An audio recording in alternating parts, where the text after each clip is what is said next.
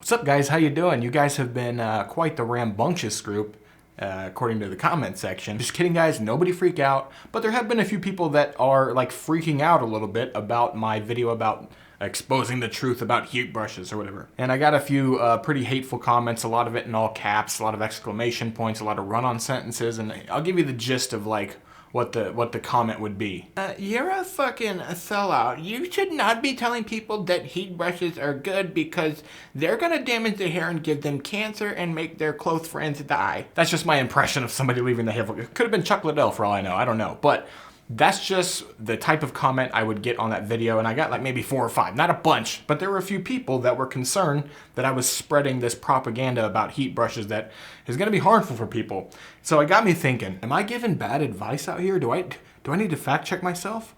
Am I a sellout? How do magnets work? So I sat there drowning in those thoughts, and I thought, you know what?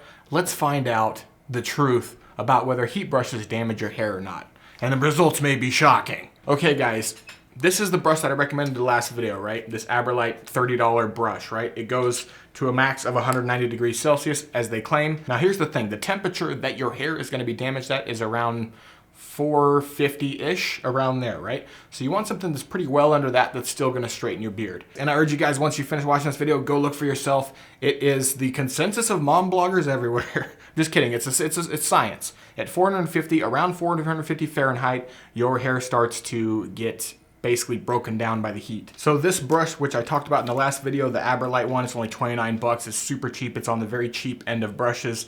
Build quality is the same as pretty much anything else you're gonna find. The only reason this one is better, again, to recap, is these things that stick out, these tines that stick out right here. And what those do is scoop when you're running the straightener along your face. It is scooping those hairs into the heating elements rather than just kind of running over the top and glazing the top hairs. So it's a much more effective heat brush for very little money. I will link it down below. I do get an Amazon affiliate commission if you click that and buy it. It doesn't cost you anymore, but it puts money in my pocket. Just being forward with you here. This one claims to do 190 degrees Celsius, which would equal out to be 380 degrees Fahrenheit, somewhere around that 370 to 380, I believe. So this is, per their claims, not going to damage your hair. Now let's test that. I have a thermometer right here, and I put it in the brush, and at max I was getting around 330 to 335. So technically they are overstating the capacity or the heat capabilities of this brush. But I would rather have that than them saying it's gonna do 190 Celsius and doing like 210 Celsius and then damaging your hair. So this brush, in essence, is not going to damage your hair. Don't be an idiot and leave it sit in your hair just like this for, 20 minutes. Don't do that. But you can use it safely. And if you're still concerned about that, they make products like this. This is Husky Beard's Arctic Spray or whatever.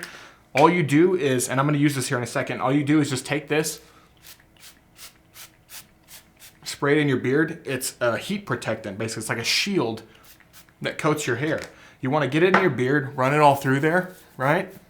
You want to make sure it coats all the hairs. Basically, it's putting a protective seal on your hairs that will keep it from being heat damaged, just in case you're concerned about the heat from your brush damaging your hair. I'll link this down below as well. This one is super cool. A lot of the heat sprays, the one I used to use was in this big bottle. This one is the same size as a beard oil bottle, so it just fits right on your shelf with all your other beard stuff. Works great. Actually has a cool smell to it, unlike the others. So you're probably gonna wonder, at 330 to 335 Fahrenheit, is it still gonna straighten your beard? Yes, it is, and I will show you. And remember when I tried to explain these tines? I'm gonna kind of show you in depth here how they work. So you see the edge of the tines? They're gonna scoop under your hair.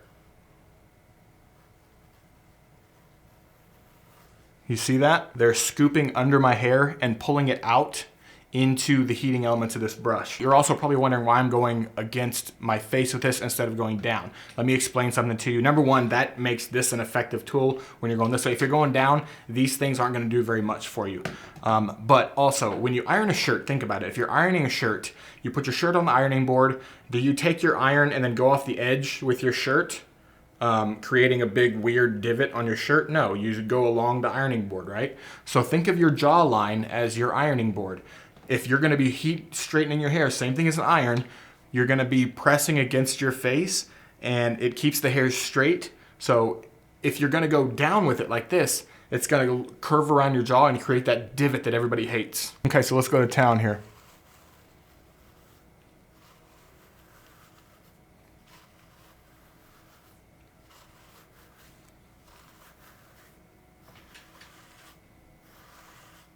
doing slow, even strokes.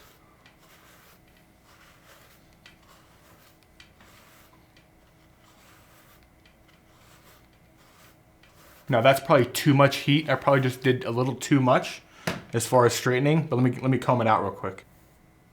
And it looks pretty good as compared to that side. This is the side that's been heat treated right here. This is the side that has not. And I have a little bit of an out poke there, but that spot back here at the very apex is so hard to get with. But I always fix that with trimmers whenever like once a week when I trim. So maybe that wasn't too much heat. Let's hit it again and see what happens.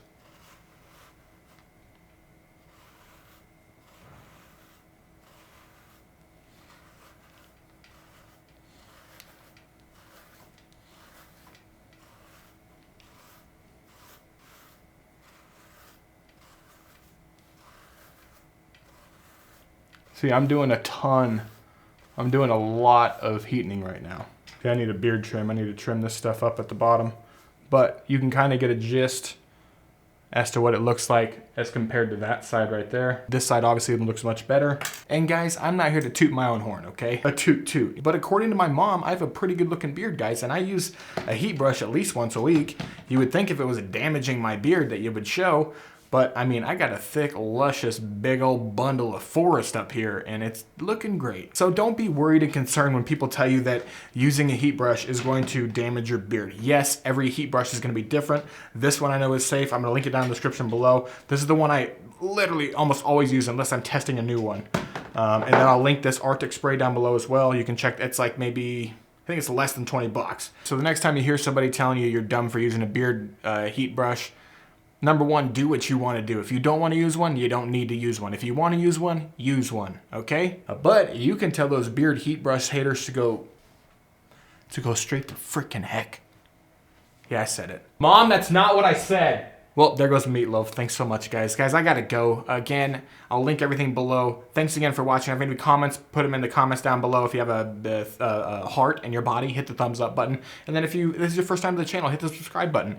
Because I got a lot of great content I've already filmed. A lot of great beard content coming in the future, guys. There's just a ton of stuff. So hit subscribe, hit the like button. And thanks for watching again. Guys, have a great day.